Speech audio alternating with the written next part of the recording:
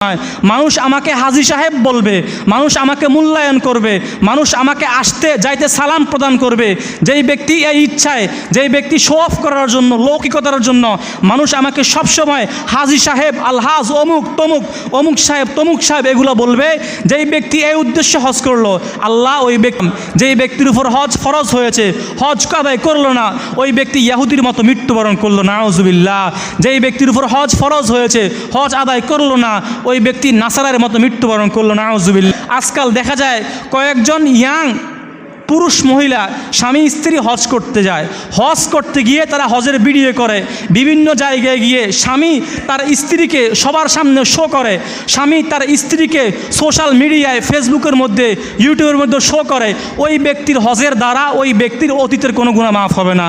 রাসূল বলেই দিয়েছে যে এই ব্যক্তি হজ করতে গিয়ে কোনো গুনাহের কাজ করলো না, কোনো অশ্লীল কাজ করলো না, ওই ব্যক্তির সকল গুনাহ মাফ হবে।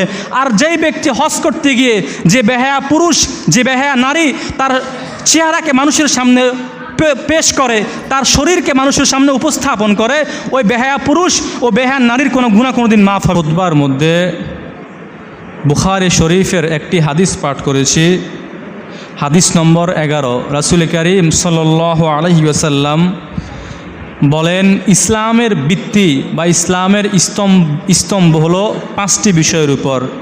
ইসলামের ভিত্তি 5টি বিষয়ের উপর, ইসলামের স্তম্ভ হলো কয়টি? 5টি। রাসূল করিম সাল্লাল্লাহু আলাইহি ওয়াসাল্লাম 1 নম্বরে বলেন, ইসলামের 1 নম্বর ভিত্তি হলো শাহাদাতু আল্লাহ ইলাহা ইল্লাল্লাহ ওয়া আন্না মুহাম্মাদার রাসূলুল্লাহ। 1 নম্বর স্তম্ভ হলো প্রত্যেকের এই কথা সাক্ষ্য দেওয়া যে আল্লাহ তাআলা ব্যতীত আর কোনো মাবুদ নাই এবং মুহাম্মদ মুস্তাফা সাল্লাল্লাহু আলাইহি ওয়াসাল্লাম আল্লাহ তাআলার রাসূল। তথা ইসলামের 1 নম্বর ভিত্তি হলো কালিমা লা ইলাহা ইল্লাল্লাহ মুহাম্মাদুর রাসূলুল্লাহ। এরপরে ইসলামের 2 নম্বর ভিত্তি হলো ইকামিস সালাহ, নামাজ কায়েম করা। নিজেও নামাজ পড়তে হবে, নিজের অধীনস্থ যারা রয়েছে ছেলে সন্তান স্ত্রী তাদেরকেও নামাজ পড়ার জন্য আদেশ করতে হবে, তাদেরকে দিয়েও নামাজ পড়াইতে হবে। এটা হলো ইসলামের 2 নম্বর ভিত্তি, 2 নম্বর স্তম্ভ।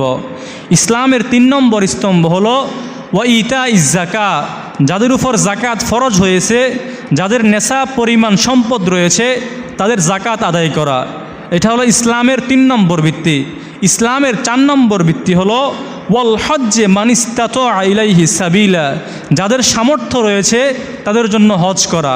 এটা হলো ইসলামের 4 নম্বর স্তম্ভ, 4 নম্বর ভিত্তি। 5 নম্বর হলো ওয়াসাউমি রমাদান, রমজান মাসের রোজাগুলো ঠিকমতো পালন করা। এই 5টা হলো ইসলামের ভিত্তি। আল্লাহ তাআলা আমাদের সবাইকে এই 5টা ভিত্তি আদায় করার তৌফিক দান করুন। আল্লাহ তাআলা ইসলামের ভিত্তিগুলোকে এরকমভাবে সাজিয়েছেন, যদি কোনো একজন বান্দা এই 5টা ভিত্তি ঠিকমতো পালন করার তৌফিক প্রাপ্ত হয়, সুযোগ প্রাপ্ত হয়, তাহলে বান্দার মধ্যে এবং আল্লাহর মধ্যে, বান্দার মধ্যে এবং রবের মধ্যে একটা মহব্বত সৃষ্টি হয়, গভীর সম্পর্ক সৃষ্টি হয়। একজন মুমিন যখন কালিমা পড়ে ঈমান আনে, তখন ওই মুমিনের মধ্যে আর বান্দার মধ্যে ভালোবাসার সূচনা হয়, ভালোবাসার সূচনা হয়, ভালোবাসা শুরু হয়। যখন মুমিন কালিমা পড়ে ঈমান আনে, মুমিন কালিমা পড়ে, তখন মুমিনের মধ্যে আর রবের মধ্যে ভালোবাসার সম্পর্কের সূচনা হয়। এরপর যখন ওই মুমিন ব্যক্তি শরীয়তের অন্যান্য হুকুম আহকাম পালন করতে থাকে, তখন ওই ভালোবাসা আরও গভীর থেকে গভীর পর্যায়ে চলে যায়। যারই কারণে একজন ব্যক্তি সকল কাজকর্ম বাদ দিয়ে, সকল ব্যস্ততাকে বাদ দিয়ে দৈনিক 5 ওয়াক্ত নামাজের মধ্যে মসজিদের মধ্যে এসে আল্লাহর দরবারে সেজদা আদায় করে, আল্লাহর দরবারে এসে 5 ওয়াক্ত নামাজ আদায় করে। ওই ভালোবাসার বহিঃপ্রকাশ করতে গিয়ে একজন মুমিন সকল ব্যস্ততাকে বাদ দিয়ে রবের দরবারে এসে দৈনিক 5 বার সিজদা দেয়। একই রকমভাবে ওই ভালোবাসার বহিঃপ্রকাশ করতে গিয়ে একজন ব্যক্তি তার অর্জিত সম্পদ আল্লাহর রাস্তায় আল্লাহর আদেশ পালন করার জন্য নির্দ্বিধায় দান করে দেয়। একজন ব্যক্তি যাকাত আদায় করে আল্লাহর ভালোবাসা প্রকাশ করতে গিয়ে, একজন ব্যক্তি সদকাতুল ফিতর আদায় করে আল্লাহর ভালোবাসা প্রকাশ করতে গিয়ে। একই রকমভাবে যখন ওই ভালোবাসা আরও গভীর থেকে গভীর হয়ে যায়, তখন ওই আল্লাহকে আরও সন্তুষ্ট করার জন্য তার খাবার দাবার বর্জন করতেও একজন মুমিন বান্দা বিন্দুমাত্র চিন্তা করে না। আল্লাহ তাআলার ভালোবাসা প্রকাশ করার জন্য 1 মাস টানা খাবারের কষ্ট সহ্য করে, 1 মাস অনাহার থাকে, 1 মাস পানির তৃষ্ণা সহ্য করে, 1 মাস খাবার বর্জন সহ্য করে, একমাত্র আল্লাহ তাআলার সঙ্গে ভালোবাসা আরও গভীর করার জন্য। এরপর যখন মুমিন বান্দার এবং আল্লাহ তাআলার সম্পর্ক একেবারে গভীর হয়ে যায়, তখন মুমিন বান্দা আল্লাহ তাআলার সাক্ষাৎ পাওয়ার জন্য, আল্লাহ তাআলার দিদার পাওয়ার জন্য বেকরার হয়ে যায়, অস্থির হয়ে যায়, ছটপট করতে থাকে। আর সেজন্য একজন ব্যক্তি পৃথিবীর দূর দূরান্ত থেকে মক্কা মদিনার জিয়ারত করে, মক্কা মদিনা সফরের উদ্দেশ্যে বের হয় একমাত্র রবের সাক্ষাৎ পাওয়ার জন্য। একজন ব্যক্তি যেখানে থাকুক না কেন, যেই দেশে থাকুক না কেন, আল্লাহ তাআলার সাক্ষাৎ পাওয়ার জন্য যখন আল্লাহর সঙ্গে বান্দার গভীর সম্পর্ক তৈরি হয়ে যায়, গভীর ভালোবাসা সৃষ্টি হয়ে যায়, তখন আল্লাহর সাক্ষাতের জন্য সুদূর হেজাজে গমন করে, মক্কায় গমন করে, মদিনায় গমন করে।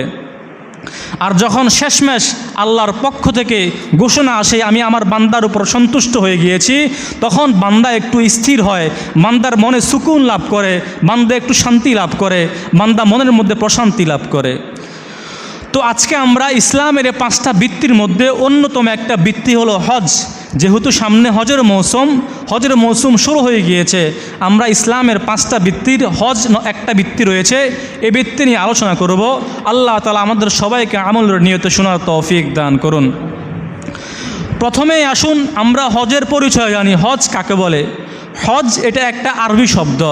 এই শব্দের অর্থ হলো আল ইরাদাতু, ইচ্ছা করা, সংকল্প করা। হজ এই শব্দের অভিধানিক অর্থ হলো ইচ্ছা করা, সংকল্প করা। আর শরীয়তের পরিভাষায় হজের একটা সংজ্ঞা রয়েছে। আত-তারিফাত এই কিতাবের 87 নম্বর পৃষ্ঠার মধ্যে রয়েছে হজ কাকে বলে। হুয়া কসদুন লিবাইতিল্লাহি তাআলা বিসিফাতিন মাখসুসাতিন ফি ওয়াক্তিন মাখসুসিন বিশরাইতিন মাখসুসাতিন। বিশেষ কয়েকটা শর্তাবলী পূরণ করার মাধ্যমে নির্দিষ্ট সময়ে নির্দিষ্ট কয়েকটা কার্যকলাপ বাস্তবায়নের দ্বারা আল্লাহ তাআলার ঘরে ইচ্ছা করাকে হজ বলে। নির্দিষ্ট কিছু কাজ সম্পাদন করার জন্য নির্দিষ্ট সময়ের মধ্যে নির্দিষ্ট শর্ত সাপেক্ষে আল্লাহ তাআলার ঘরের দিকে জিয়ারত করা, গমন করা, এটার নাম হলো হজ। এখন আসেন হজ কার উপর ফরজ? দুনিয়ার সকল মানুষের উপর হজ ফরজ নয়। হজ ফরজ হওয়ার জন্য কিছু শর্ত রয়েছে, কিছু রুলস রয়েছে। যেই ব্যক্তি হজে যাওয়া আসার খরচ বহন করতে সক্ষম এবং হজ চলাকালীন সেখানে থাকার জন্য হোটেল ভাড়া, খাবার খরচ, গাড়ি ভাড়া সকল কিছু বহন করতে সক্ষম এবং হজে থাকা অবস্থায় তার পরিবারের ওই সময়ের ভরণ পোষণ বহন করতে সক্ষম, ওই ব্যক্তির উপর হজ ফরজ। যেই ব্যক্তির মধ্যে এই শর্তগুলো পাওয়া যাবে, যেই ব্যক্তির কাছে আসা যাওয়ার টিকিট ভাড়া থাকবে, যেই ব্যক্তি ওইখানে থাকার জন্য হোটেল ভাড়া রয়েছে, খাবারের টাকা রয়েছে, যেই ব্যক্তি আসা যাওয়ার জন্য মক্কা মদিনায় আসা যাওয়ার জন্য ভাড়া রয়েছে এবং ওই হজের সময়ের মধ্যে তার পরিবারের খরচ চালানোর জন্য, তার সন্তানের, তার স্ত্রীর, তার বাবা মার খরচ চালানোর ব্যবস্থা রয়েছে, ওই ব্যক্তির উপর হজ ফরজ। যার মধ্যে এই সামর্থ্যগুলো পাওয়া যাবে ওই ব্যক্তির জন্য হজ ফরজ হয়ে গিয়েছে। এখন এখানে আরেকটা লক্ষণীয় বিষয় রয়েছে। আমাদের অনেকের নগদ অর্থ নাই, কিন্তু অনেক জায়গা জমি রয়েছে। মনে করেন আপনার 20 থেকে 30% জমি আছে, কিন্তু আপনার কাছে নগদ অর্থ নাই। এখন যদি ওই 20-30% জমির কিছু জমি বিক্রি করে আপনার ওই টাকা দিয়ে হজের সকল খরচ হয়ে যায়, আপনার ওই টাকা দিয়ে আপনার পরিবারের ভরণ পোষণের সব কিছু ব্যবস্থা হয়ে যায়, ম্যানেজ হয়ে যায়, তাহলে আপনার উপরে হজ করা ফরজ। যেই ব্যক্তির কাছে নগদ টাকা নাই কিন্তু প্রয়োজনের অতিরিক্ত কি আছে, জমি আছে, ওই কিছু জমি বিক্রি করে হজের খরচ হয়ে যায়, পরিবারের খরচ হয়ে যায়, ওই ব্যক্তির উপর হজ করা ফরজ। ওই ব্যক্তি হজ না করলে কিয়ামতের দিন আল্লাহর দরবারে জবাবদিহি করতে হবে। আল্লাহু আকবার। সূরা আলে ইমরানের 97 নম্বর আয়াতের মধ্যে আল্লাহ তাআলা বলেন, ওয়ালিল্লাহি আলান নাসি হিজ্জুল বাইত মান ইসতাতা ইলাইহি সাবিলা। যেই ব্যক্তি হজের খরচ বহন করতে সক্ষম, যেই ব্যক্তি পথের খরচ বহন করতে সক্ষম, যেই ব্যক্তি আসা যাওয়ার খরচ বহন করতে সক্ষম, ওই ব্যক্তির উপর হজ ফরজ হয়ে গিয়েছে, ওই ব্যক্তির জন্য হজ ফরজ। এখন এখানে আরেকটা প্রশ্ন রয়ে যায়, অনেকের অনেক টাকা পয়সা রয়েছে, যে টাকা পয়সার দ্বারা ওই ব্যক্তি প্রত্যেক বছর হজ করতে পারে। এখন ওই ব্যক্তির উপর কি প্রত্যেক বছর হজ ফরজ কি না, এরকম একটা প্রশ্ন থেকে যায়। যেই ব্যক্তি জীবনে একবার হজ আদায় করেছে ওই ব্যক্তির উপর বাকি জীবন আর হজ আদায় করা ফরজ নয়, হজ আদায় করা নফল। আপনি জীবনে একবার ফরজ হজ আদায় করলে আপনার দায়িত্ব আদায় হয়ে গিয়েছে। মুসলিম শরীফের হাদিস নম্বর 1337 নম্বর। একদিন রাসূল করিম সাল্লাল্লাহু আলাইহি ওয়াসাল্লাম সাহাবায়ে কেরামকে একসাথ করে ঘোষণা করলেন, কদ ফারাদাল্লাহু আলাইকুমুল হজ্জা ফাহুজ্জু। হে আমার সাহাবীরা, আল্লাহ তাআলা তোমাদের উপর হজ ফরজ করেছেন, সুতরাং তোমরা সবাই হজ করো। যখন আল্লাহ রাসূল এই ঘোষণা করলো, এই এলানটা করলো, তখন একজন সাহাবী দাঁড়িয়ে গেল। একটা বিষয় আলোচনা করলে অনেকের মনে অনেক প্রশ্ন জাগে। ওই সাহাবীর মনে একটা প্রশ্ন জাগলো যে, হে আল্লাহ রাসূল, আকুল্লা আমিন ইয়া রাসূলুল্লাহ, আমাদের উপর কি প্রত্যেক বছর হজ ফরজ? যখন এই সাহাবী প্রশ্ন করলো, ফাসাকাতা, রাসূল চুপ করে রয়েছে, রাসূল কোনো উত্তর দেননি। ওই সাহাবী 3 বার প্রশ্ন করলো, আকুল্লা আমিন ইয়া রাসূলুল্লাহ, আকুল্লা আমিন ইয়া রাসূলুল্লাহ, আকুল্লা আমিন ইয়া রাসূলুল্লাহ।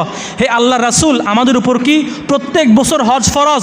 প্রত্যেক বছর হজ ফরজ, প্রত্যেক বছর হজ ফরজ। হুজুর সাল্লাল্লাহু আলাইহি ওয়াসাল্লাম চুপ করে আছে, কোনো উত্তর দেয় নাই। কিছুক্ষণ পর হুজুর বলল, লাউ কুনতু নাম লা ওয়াজাবাত ওয়ালা মাস্তাতাতুম। ওই সাহাবী, যদি আমি তোমার প্রশ্নের সঙ্গে সঙ্গে উত্তর দিতাম হ্যাঁ, নাম, হ্যাঁ, তাহলে তোমাদের উপর প্রত্যেক বছর হজ ফরজ হয়ে যাইত, ওয়ালা মাস্তাতাতুম, আর তোমরা প্রত্যেক বছর হজ করতে সক্ষম হইতে না। তার মানে এই হাদিস দ্বারা আমরা কি বুঝতে পারলাম? আমাদের উপর প্রত্যেক বছর কি নয়, হজ ফরজ নয়। জীবনে আপনার একবার হজ আদায় করলে আপনার দায়িত্ব আদায় হয়ে গিয়েছে। এরপরে আপনি অতিরিক্ত করলে আপনার নফল হবে, আপনার আজ হজ করা ফরজ নয়। আল্লাহ তাআলা আমাদের সবাইকে বোঝার তৌফিক দান করুন। এখন অনেকের উপর হজ ফরজ হয়ে গিয়েছে অনেক আগ থেকে, কিন্তু বিলম্ব করে, মনে করে আরে করমু আর কি, এখনও অনেক সময় আছে, আগে সন্তানকে প্রতিষ্ঠিত করি, আগে আমার মেয়েদেরকে বিয়ে দেই, আগে একটা বিল্ডিং করি, আগে জায়গা জমি কিছু জোগাড় করে নেই, এরপরে হজ করম। অনেকে এরকম নিয়ত করে না, আগে সব সন্তানকে বিয়ে দেয়, আগে একটা বিল্ডিং করে, সকল বন্দোবস্ত করে, এরপরে হজ করে। এই কাজটা একেবারে অনুচিত কাজ। হজ আপনার উপর যখন ফরজ হয়েছে, আপনার উচিত, আপনার দায়িত্ব সঙ্গে সঙ্গে হজটা আদায় করে আপনার ফরজ কাজটা সেরে ফেলা। আমরা অনেকেই আছি, আগে মেয়েদেরকে বিয়ে দেই, আগে ছেলেদেরকে বিয়ে দেই, আগে একটা বিল্ডিং করি, এরপর জীবনের শেষ সময় হজ করব না। বৃদ্ধ বয়সে হজ করা আর যুবক অবস্থায় হজ করা একরকম নয়। বৃদ্ধ বয়সে হজ করতে গেলে আপনার অনেক কষ্ট হবে, আপনি অনেক হুকুম আহকাম ঠিকমতো পালন করতে পারবেন না। আপনি সাফা মারওয়া সাই করতে, দৌড়তে অনেক কষ্ট হবে, আপনি কাবায় তওয়াফ করতে অনেক কষ্ট হবে, আপনার রমল করতে অনেক কষ্ট হবে, মিনায় শয়তানকে পাথর মারতে অনেক কষ্ট হবে, মুজদালিফায় অবস্থান করতে কষ্ট হবে, আরাফায় অবস্থান করতে কষ্ট হবে। এই কারণে আমাদের সবার উচিত, যাদের উপর হজ ফরজ হয়েছে, একেবারে যুবক থাকা অবস্থায়, ইয়াং থাকা অবস্থায়, আপনার শক্তি আছে, সামর্থ্য আছে, সঙ্গে সঙ্গে হজ করে ফেলা, বিলম্ব করা উচিত নয়। আল্লাহ তাআলা আমাদের সবাইকে তৌফিক দান করুন। রাসূল করিম সাল্লাল্লাহু আলাইহি ওয়াসাল্লাম হাদিসের মধ্যে বলেন, মান আরাদাল হজ্জা ফালইয়াতাআজ্জাল। যেই ব্যক্তির উপর হজ ফরজ হয়েছে, যেই ব্যক্তি হজ করার ইচ্ছা করলো, সে যেন অতি দ্রুত হজ করে। কেন? ফাইন্নাহু কদ ইয়ামরিদুল মারিদ। কেননা মানুষ হঠাৎ অসুস্থ হয়ে পড়ে। হয়তো আপনি এরকম অসুস্থ হয়েছেন যার কারণে আপনার মৃত্যুর আগ পর্যন্ত আপনার পক্ষে আর হজ করা সম্ভব হবে না। এ কারণে অসুস্থ হইতেই পারে, আপনি এখন সুস্থ রয়েছেন, সঙ্গে সঙ্গে হজ করে ফেলেন। ওয়াতাজিল্লুদ্দাল্লাহ, আজকে আপনার টাকা আছে, আজকে আপনার পয়সা আছে, হয়তো কয়েকদিন পর একেবারে আপনি শূন্য হয়ে যাবেন, আপনি নিঃস্ব হবেন, আপনি আর হজ করতে পারবেন না। ওয়াতারিজুল হাজা, আপনার এরকম একটা প্রয়োজন দেখা দিবে যার কারণে আপনি আর হজ করতেই পারবেন না। এ কারণে রাসূল বলেন, মান আরাদাল হজ্জা ফালইয়াতাআজ্জাল। যেই ব্যক্তির উপর হজ ফরজ হয়েছে, যেই ব্যক্তির সামর্থ্য তৈরি হয়েছে, ওই ব্যক্তি যেন অতি দ্রুত তাড়াতাড়ি হজটা আদায় করে ফেলে। আল্লাহ তাআলা আমাদের সবাইকে তৌফিক দান করুন। এখন আসেন, আপনার উপর হজ ফরজ হলো, আপনি বিলম্ব করতে করতে আপনার মৃত্যু হয়ে গেল, আপনি হজ করলেন না। আপনি বিলম্ব করতে করতে অসুস্থ হয়ে পড়লেন, আপনি হজ করলেন না। আপনি বিলম্ব করতে করতে আপনি হঠাৎ নিঃস্ব হয়ে গেলেন, আপনার আর হজ করার টাকাই নাই, আপনি হজ করলেন না। তাহলে আপনার জন্য কি শাস্তি রয়েছে? রাসূল করিম সাল্লাল্লাহু আলাইহি ওয়াসাল্লাম বলল, যেই ব্যক্তি কোনো কারণ ছাড়া, কোনো বিশেষ প্রয়োজন ছাড়া, কোনো রোগ ছাড়া, কোনো প্রতিবন্ধকতা ছাড়া হজ আদায় করল না, ফামাতা ওয়ালাম ইয়াহুজ্জা, ওই ব্যক্তি হজ আদায় না করে মৃত্যুবরণ করলো। রাসূল বলেন, ফাল ইয়ামুত ইনশা ইয়াহুদিয়ান ওয়া ইনশা নাসরানিয়ান, ওই ব্যক্তি চাই ইয়াহুদি হয়ে মৃত্যুবরণ করুক, নাসারা হয়ে মৃত্যুবরণ করুক। রাসূল বলে, আমার কোনো সমস্যা নাই, আমার কোনো দায়বদ্ধতা নাই। এই হাদিস থেকে আমরা বুঝতে পারলাম যে এই ব্যক্তির উপর হজ ফরজ হয়েছে, হজ আদায় করলো না, ওই ব্যক্তি ইয়াহুদির মতো মৃত্যুবরণ করলো, নাউজুবিল্লাহ। যেই ব্যক্তির উপর হজ ফরজ হয়েছে, হজ আদায় করলো না, ওই ব্যক্তি নাসারার মতো মৃত্যুবরণ করলো, নাউজুবিল্লাহ। যাদের উপর হজ ফরজ হয়েছে তাদেরকে অতি দ্রুত হজ আদায় করার তৌফিক দান করুন। এখন আসেন, হজ আদায় করলে আপনার কি লাভ হবে, হজের ফজিলত কি, হজ আদায়ের পরে আপনার জীবনের মধ্যে কি পরিবর্তন আসবে, আমরা কয়েকটা হাদিস শুনি। বুখারী শরীফের হাদিস, এই হাদিসের বর্ণনাকারী হলো আবু হুরায়রা রাদিয়াল্লাহু তাআলা আনহু। তিনি বলেন, হজ আদায়ের 1 নম্বর ফজিলত হলো হজের মাধ্যমে আপনার অতীতের সকল গুনাহ মাফ হয়ে যাবে। সুবহানাল্লাহ। রাসূল করিম সাল্লাল্লাহু আলাইহি ওয়াসাল্লাম হাদিসের মধ্যে বলেন, বুখারী শরীফের হাদিস, মান হাজ্জা ফালাম ইয়ারফুস ওয়ালাম ইয়াফসুক, যেই ব্যক্তি হজ করলো, হজ করতে গিয়ে কোনো গুনাহের কাজ করলো না, কোনো অশ্লীল কাজ করলো না, গুফিরা লাহু মা তাকাদ্দামা মিন যামবিহি, আল্লাহ তাআলা ওই ব্যক্তির অতীতের সকল গুনাহ ক্ষমা করে দিবেন। সুবহানাল্লাহ। এখানে একটা বিষয় লক্ষণীয়, রাসূল বলেছেন যেই ব্যক্তি হজ করতে গিয়ে কোনো গুনাহের কাজ করলো না, কোনো অশ্লীল কাজ করলো না। কিন্তু আফসোসের বিষয়, আজকাল দেখা যায় কয়েকজন ইয়াং পুরুষ মহিলা স্বামী স্ত্রী হজ করতে যায়, হজ করতে গিয়ে তারা হজের ভিডিও করে, বিভিন্ন জায়গায় গিয়ে স্বামী তার স্ত্রীকে সবার সামনে শো করে, স্বামী তার স্ত্রীকে সোশ্যাল মিডিয়ায় ফেসবুকের মধ্যে ইউটিউবের মধ্যে শো করে। ওই ব্যক্তির হজের দ্বারা ওই ব্যক্তির অতীতের কোনো গুনাহ মাফ হবে না। রাসূল বলেই দিয়েছে যে এই ব্যক্তি হজ করতে গিয়ে কোনো গুনাহের কাজ করলো না, কোনো অশ্লীল কাজ করলো না, ওই ব্যক্তির সকল গুনাহ মাফ হবে।